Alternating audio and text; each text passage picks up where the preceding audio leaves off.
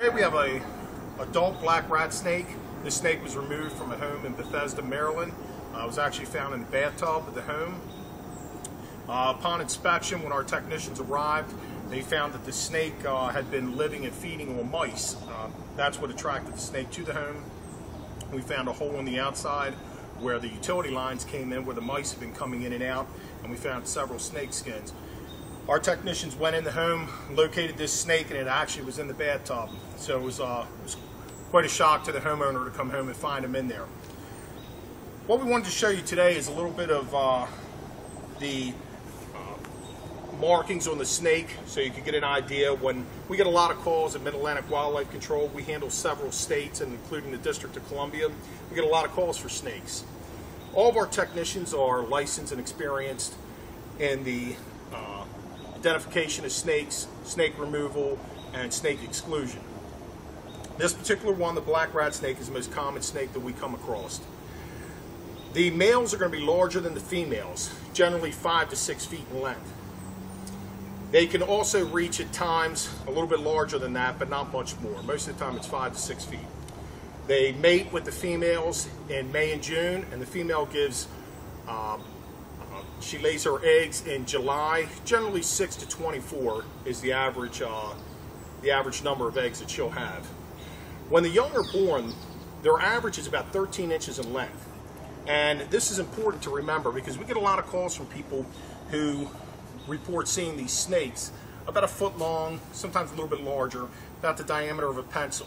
And that's common with the young snakes when they're first born. Generally, they'll stay in the area where they've been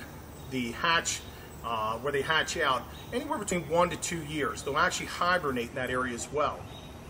These snakes have a very high mortality rate due to the cold weather here on the East Coast.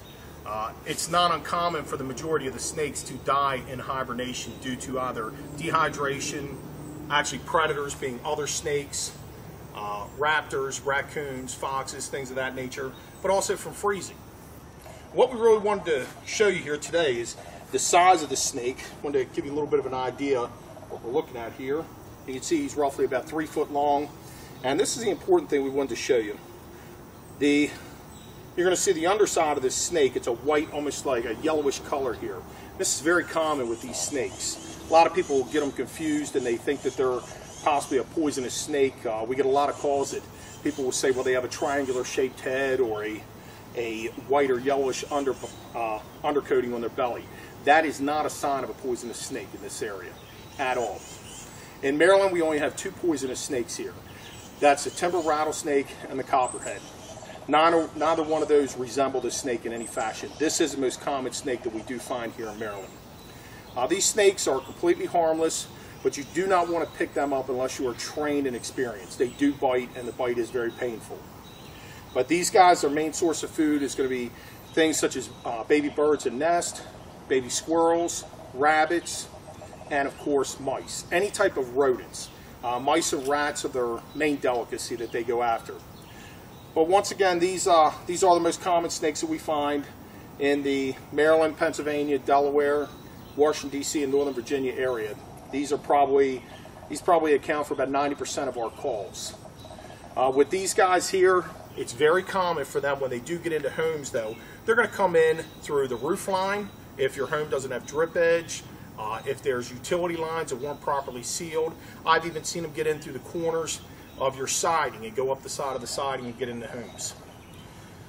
Mid-Atlantic Wildlife Control, we have an extensive training program for all of our technicians here to identify snake species in the snake removal and also in snake exclusion. And that's the most important part when dealing with snakes. The snake exclusion helps to prevent these guys from being able to get into your home.